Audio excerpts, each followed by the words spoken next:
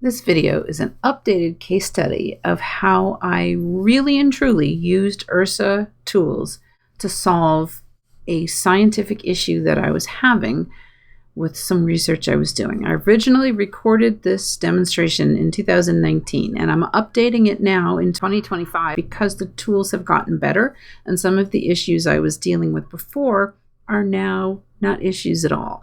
So I'm still using the example that comes from 2019, but I'm updating it. I have a catalog from somebody else's published paper from 2008, and I really, really need this catalog because it's going to be really useful for what I want to do. But there are some interesting positional uncertainties. There's not just a scatter around the positions, they are systematically offset, but in weird different ways across the image. So like in one portion of the image, the match is up and to the right by a lot, and in another portion of the image, the correct match is to the left by a lot. And those systematics make it really hard to do an automatic source matching. But it's this kind of thing where the IRSA tools can really help a lot in sorting out what's going on. The region where I'm working is in IC 417. And the catalog in question is over a relatively large area, and it is in the optical. But it's fairly deep in the optical, so the sources that are detected in this catalog are likely to be easily detected in 2MAS anyway. So I'm going to ask for a degree, and in order to get a valid region of sky that big, I'm going to get a K-band image from the 2MAS 6-degree mosaics. Now I'm going to overlay some catalogs. The first thing I'm going to do is upload the catalog from the paper in question. The first thing I tripped over when I did this is that I took the data table as it appears in the paper and I just manipulated it into an IPAC table format file. But what I tripped over was that in order for IRSA Viewer to really understand that I'm giving it a table that's a catalog with a list of positions, the headings have to be RA, little r, little a, and DEC, little DEC, in order for it to understand that those are positions. So it's understood that those are positions, and it's overlaid it on the image. There's a plot, and there's the really simple catalog down there. You can see right away that there's already some interesting things going on. There's this interesting shape in here. The catalog, it turns out, is deeper in this area. It's got fainter sources included, and so you can see that there's already going to be some really interesting systematics here. Ordinarily, the primary way that I would solve these kind of coordinate issues is that I would take my input catalog, I would go to the catalog search tool, and I would then go to 2MAS, and then all sky point source catalog, do a multi-object search, find my catalog here, and then tick 1-to-1 matching. What that does is for each row in my input file, it gives me one and only one row in the output. And in this case, it would give me the closest match within 10 arc seconds. And by extensive experimentation with the results from this, I've learned that while a significant fraction of the sources in this catalog are matched within 2 or 3 arc seconds, there is a very, very long systematic tail that goes out to at least 10 arc seconds. So this is why this has become a bigger problem than it might be. There's a significant number of orphans if I cut off the matching at 2 or 3 arc seconds. I need to track down what's going on with those unmatched orphans, and I need to find the matches to those sources. The 1-to-1 matching is the first thing that I tried. So this is the results from that matching. And if I load that in, it looks like it's fine. And certainly it's overlaid the catalog and it's got the same kind of structure. But because I'd done that 1-to-1 matching, if I sort by that RA column, you can see there's a whole bunch that have null RA and DEC. So if I try to zoom in on the location of that source specifically to find the match that the catalog couldn't find, the display is not going to know what to do because it doesn't have a value for that RA and DEC. So that's not going to work. So I instead tried to work within the constraints of the tool to get where I needed to go. So instead of doing 1-to-1 matching, I'm going to go to the Catalogs tab, and then I need to pick 2MAS, All Sky, and then Multi-Object, and then I'm going to go find my list of sources again. I'm going to leave it at 10 arc seconds. Note that one-to-one matching is not a choice here. If it were a choice, I could just not tick it.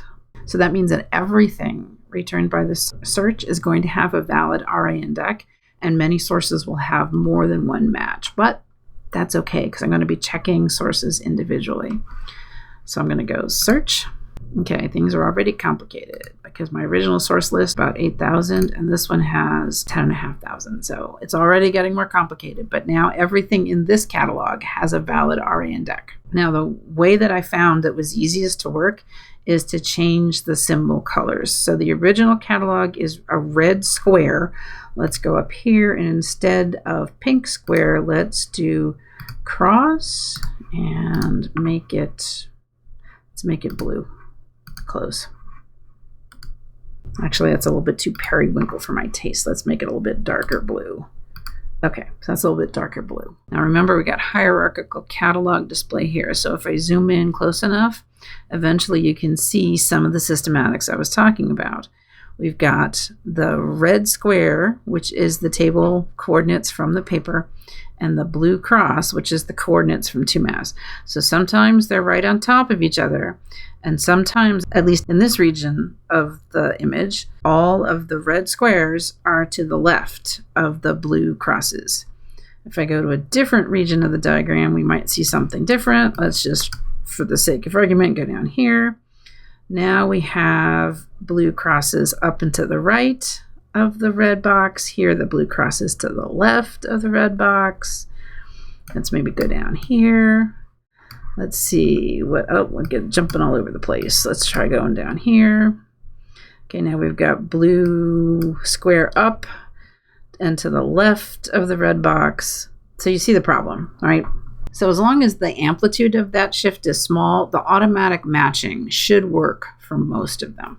But we have to deal with the problem children. So the next thing I'm going to load in is a catalog of just the problem children. These are just the ones where the matches are very large. So perhaps unsurprisingly, they all seem to be in this region of higher density in the middle here. So let's change the symbols again.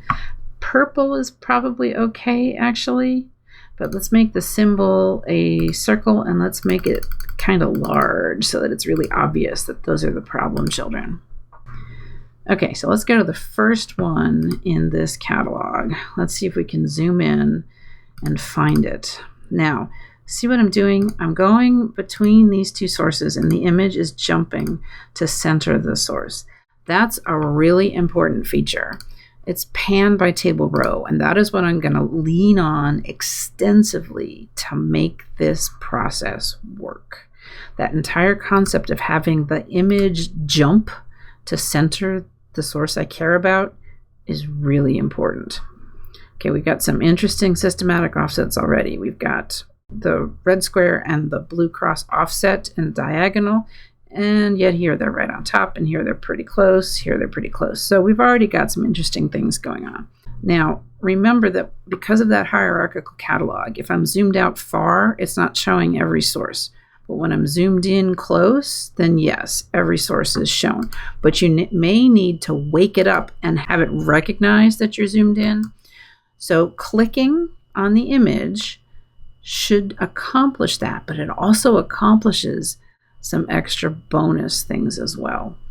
If I go, maybe zoom out just a little bit more. If I go over here, you notice it's not the first source in the catalog. And I go over here, it's also not the first source in the catalog.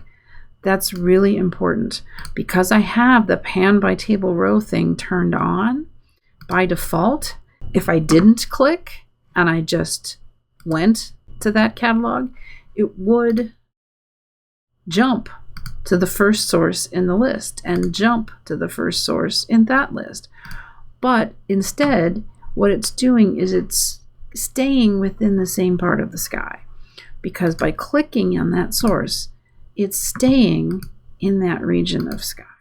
Now, it seems to be jumping back, actually, for that 2MAS source, and I don't know exactly why.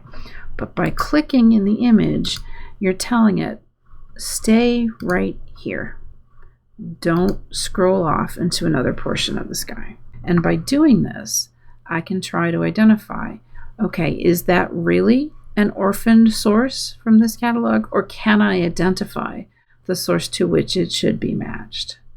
And by doing this, I can go through, in this case, the 300 sources that are problem children by hand, and then identify which of these sources I can match, which of these sources I can identify as duplicates, and which of these sources are truly orphans and don't have matches within 2MAS. So the critical things from here: make sure that your uploaded catalog has RA and DEC that the tool can recognize. Make sure that the headers have RA and DEC clearly identified in the way that the tool can understand. Be patient. Click specifically in the image so that the closest source to your click is highlighted, not just in the one tab you have in the foreground, but in all the other tabs as well, so that when the image moves, it doesn't move that much. This way it becomes much easier to manually check the sources that are apparently orphaned from the original catalog. And this is really and truly what I did to sort out the issues with the 300 orphaned sources from this catalog. And in doing this, I was able to correct all the astrometry in the original catalog such that I could use all the photometry from this published catalog in my new analysis.